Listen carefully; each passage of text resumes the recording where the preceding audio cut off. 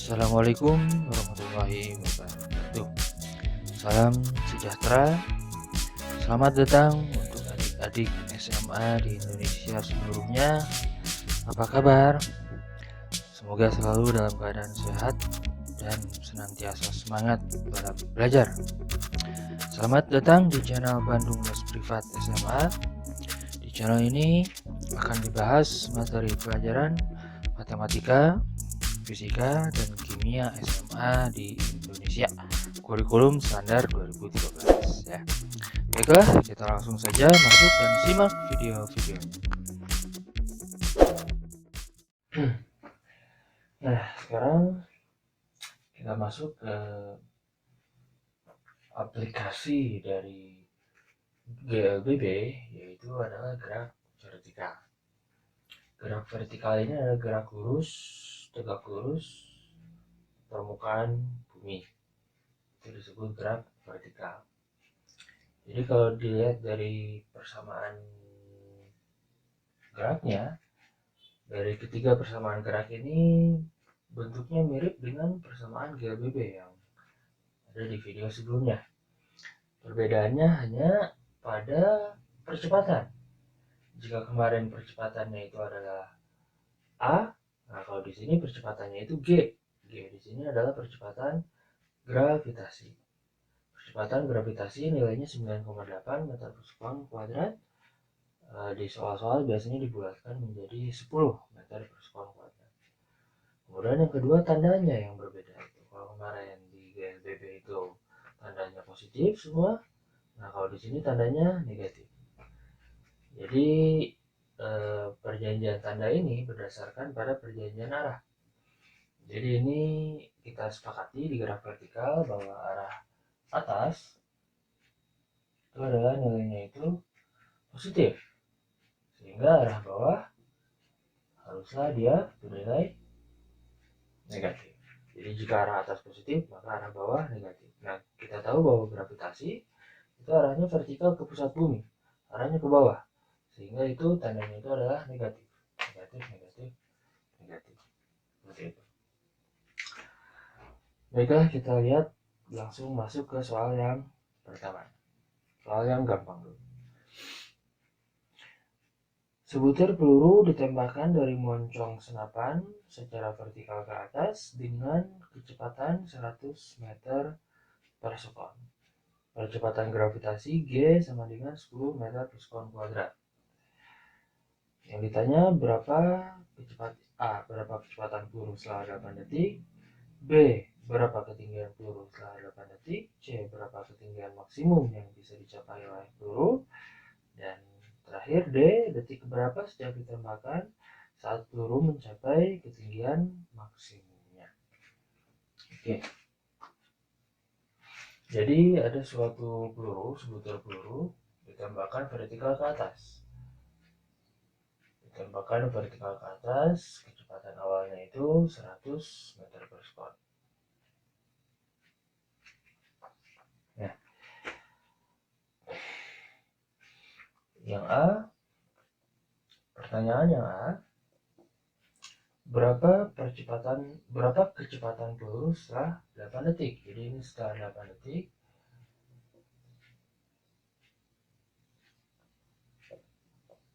Setelah 8 detik, berapa kecepatannya yang A?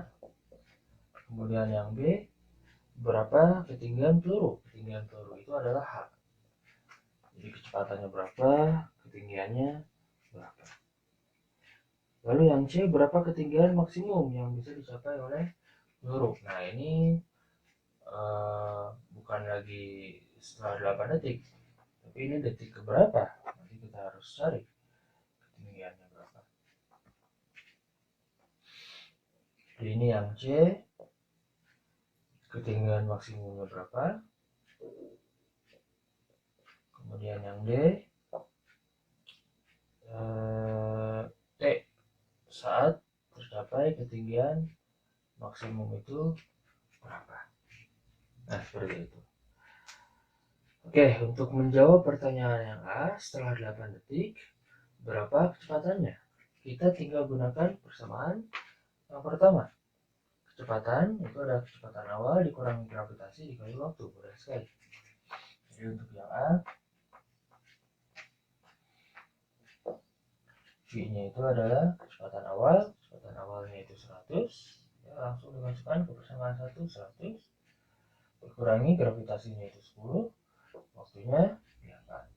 Nah, oke, jadi ini 100 dikurangi 80 sama dengan 20 meter per sekon. Jadi sudah 8 detik mengudara, kecepatannya dari awalnya 100 berkurang menjadi 20 meter per sekon. Berikutnya, oh iya, sorry, di sini di rumusnya ketinggian itu bukan S. Kalau di graf vertikal, ketinggian itu adalah H. Nah, itu singkatan dari height, inisial dari height. Height itu artinya ketinggian. Jadi ini ketinggiannya H. Itu kecepatan awal dikali waktu. Kecepatan awalnya itu 100. Dikali waktunya itu 8. Dikurangi setengah dikali gravitasinya 10. Waktunya 8. Jangan lupa dikuadratkan. 100 kali 8 itu 800. Dikurangi 8 kuadrat itu 64. 64 dikali 10 640 dikali setengah 320. 800 dikurang 320 itu 480 meter. Nah, seperti itu. Jadi pada detik ke-8 kecepatannya 20 meter per sekon dan ketinggian yang dicapainya 480 meter. Nah, kemudian yang C. Yang C ini tidak ada sangkut pautnya dengan detik ke-8. Entahlah detik keberapa, ketinggiannya itu berapa? Ketinggian maksimumnya. Nah, untuk menjawab ketinggian maksimum, ingat di titik tertinggi, di ketinggian maksimum,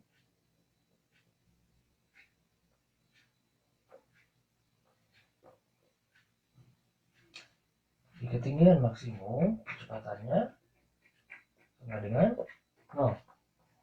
Jadi si benda itu saat mencapai ketinggian maksimum, dia mencapai ketinggian maksimum, kemudian balik lagi, nah sesaat di ketinggian tertingginya itu kecepatannya itu 0 sebelum dia berbalik arah ke bawah. Jadi ini kita masukkan kondisi kecepatannya itu 0, ya, V-nya itu sama dengan 0. Lalu kita langsung masukkan ke persamaan 3. Setting V-nya itu 0 di ketinggian maksimum. V-nya 0, maka diperoleh H-nya itu H maksimum.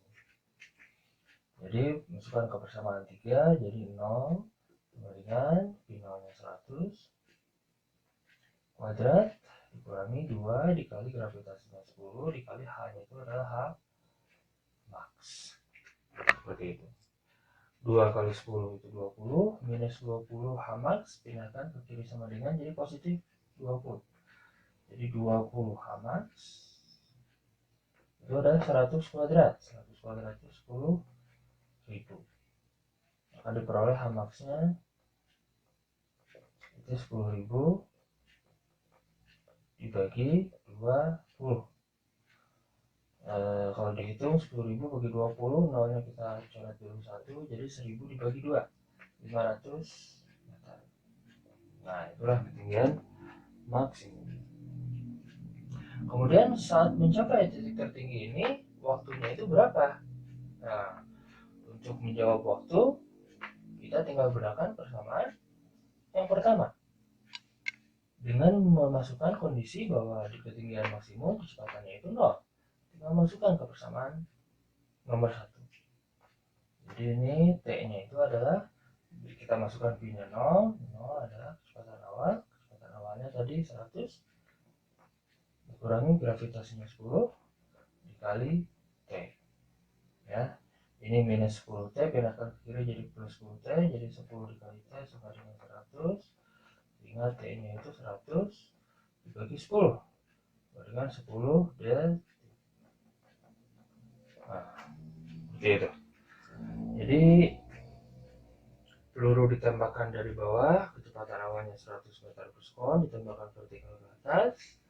Saat detik ke-10, peluru mencapai ketinggian maksimum. Ketinggian maksimumnya itu adalah 500 meter. Seperti itu.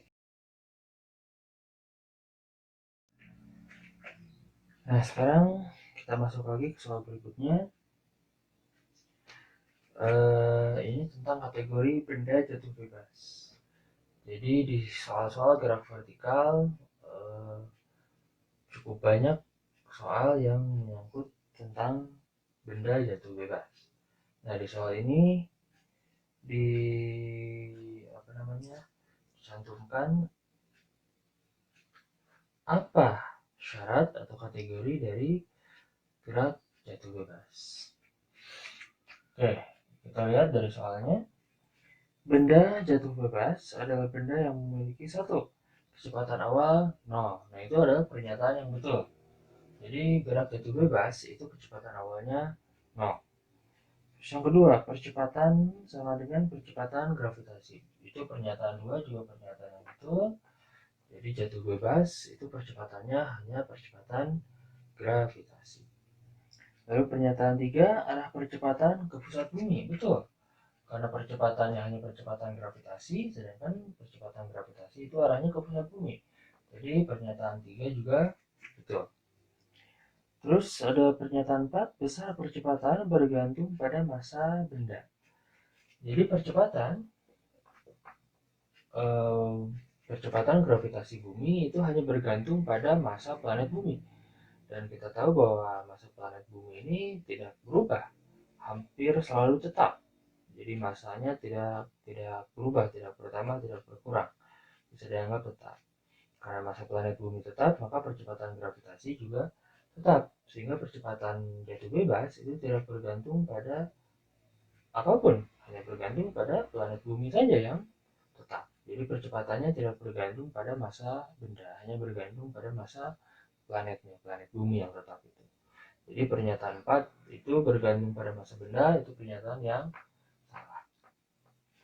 Sehingga pernyataan yang betul adalah pernyataan nomor 1, 2, dan 3. Nah, sekarang kita masuk lagi ke soal yang berikutnya, soal nomor 3. Soalnya kita baca bareng-bareng. Dari puncak suatu gedung, peluru ditembakkan vertikal ke atas dengan kelajuan awal 40 meter per sekon. Jika saat mencapai posisi 90 meter di atas tanah, kelajuan peluru menjadi setengah dari kelajuan awalnya, maka tinggi gedung tersebut adalah berapa? Jadi ini misalkan si gedungnya itu seperti ini. Nah, misalkan seperti itu gedungnya itu, dari puncak suatu gedung ditembakkan dengan kecepatan awal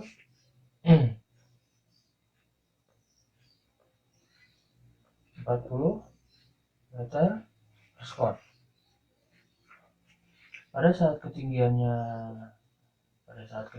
adalah 90 meter katanya. 90 meter dari tanah. Itu kecepatannya itu, kelajuan peluru menjadi setengah dari kelajuan awalnya. Berarti ketinggian 90 meter itu kecepatan pelurunya itu adalah setengah dari 40. Tidak lain adalah 20 meter per sekon. Jadi dari puncak suatu gedung yang entahlah ketinggiannya berapa, ditembakkan vertikal ke atas dengan kecepatan 40 meter per sekon, lalu ketinggian 90 meter dari tanah, kecepatannya itu menjadi 20 meter per sekon. Pertanyaannya berapa tinggi gedungnya? Nah, seperti itu. Baik, untuk menjawab soal ini kita hanya perlu menggunakan satu persamaan saja, yaitu persamaan nomor 3. Karena di sini ada kecepatan awal, ada kecepatan akhirnya, dan ketinggiannya berapa. Seperti itu. Lalu kita hitung, kita masukkan. Jadi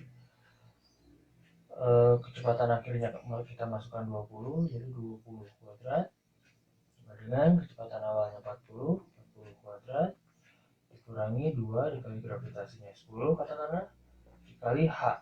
H-nya itu adalah ketinggian dari puncak gedung, bukan dari tanah, tapi ketinggian dari posisi awal ditembakkan ke atas. Kita hitung 20 kuadrat itu 400, 40 kuadrat itu 1600, kurang 2 kali 10 itu 20 kali H. Min 20 hanya kita pindahkan ke kiri jadi positif 20H. 20H sama dengan 1600, 400 nya pindahkan ke kanan jadi minus 400. Jadi 20H sama dengan 1600 kurang 400 itu 1200. Jadi H itu 1200 dibagi 20. Kita eliminasi nolnya 1, jadi 120 bagi 2. Ini jadi 60 meter. 60 meter itu dari mana? Nah, ini diukur dari puncak gedung. Nah, dari puncak gedung, sejak dia ditembakkan dan kecepatan 40 dan kecepatannya jadi 20 meter per sekon, itu jaraknya itu adalah 60 meter. Sedangkan 60 meter ini tidak lain adalah 90 meter dari tanah kata soalnya. Sehingga ketinggian gedung H gedung. Ketinggian gedung. Nah, berarti ini 90 meter dikurangi ketinggiannya dari puncak gedung 60 meter. 90 kurang 60 itu 30 meter. Nah, jadi dari soal ini, jika kita tahu kecepatan partikel, kita bisa menghitung berapa ketinggian gedung. Seperti itu. Sekarang kita masuk lagi ke soal terakhir. Soal berikutnya.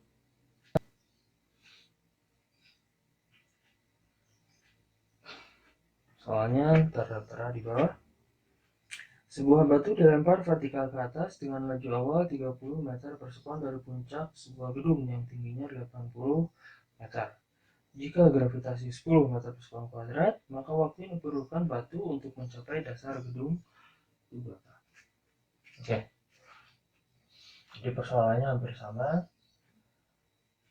Ada suatu gedung, dari puncak gedung ini suatu benda ditembakkan ke atas, batu dilempar vertikal ke atas, laju awalnya 30 meter per sekon.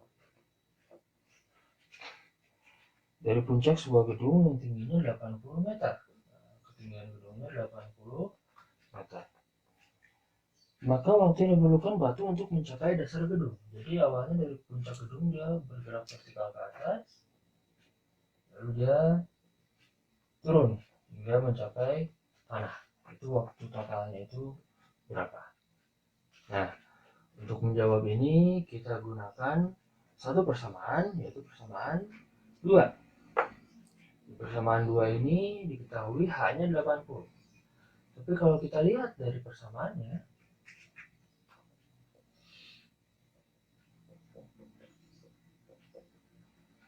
kalau kita lihat dari soalnya, bukan persamaannya, dari soalnya, dari puncak gedung ke tanah, tanahnya lokasinya ada di bawah, puncak gedungnya ada di atas, sehingga posisi awal ke posisi akhir dari puncak gedung ke bawah itu arahnya ke bawah, sehingga H di sini yang kita masukkan itu bukan positif 80, melainkan minus 80, karena arahnya dari atas ke bawah. Jadi minus 80 sama dengan kecepatan awalnya ini arahnya ke atas, sehingga tetap dimasukkan nilainya positif 30 dikali T min setengah kali gravitasinya 10 dikali T kuadrat. Nah, inilah T ini yang harus kita cari. Setengah kali 10 itu 5 minus 5T kuadrat, kalau pindahkan ke kiri jadi positif, jadi 5T kuadrat, 30T nya pindahkan ke kiri jadi minus 30T, terus ini min 80 sama dengan 0. Seperti itu. Lalu kita bagi semuanya, bagi 5 dibagi 5 dibagi 5 1, jadi T kuadrat, 30 dibagi 5 itu 6T 80 dibagi 5 itu 16 sama dengan 0. Nah, ini jadi persamaan kuadrat. Nah, tinggal kita faktorkan persamaan kuadrat ini. Ya, nanti saya akan membuat video tentang bagaimana cara memfaktorkan persamaan kuadrat seperti ini. Hasil pemfaktorannya itu adalah T plus 2 dan T min 8 sama dengan 0. Untuk solusi T plus 2 ini diperoleh T-nya minus 2. Untuk T minus 8 diperoleh solusinya T sama dengan 8 detik.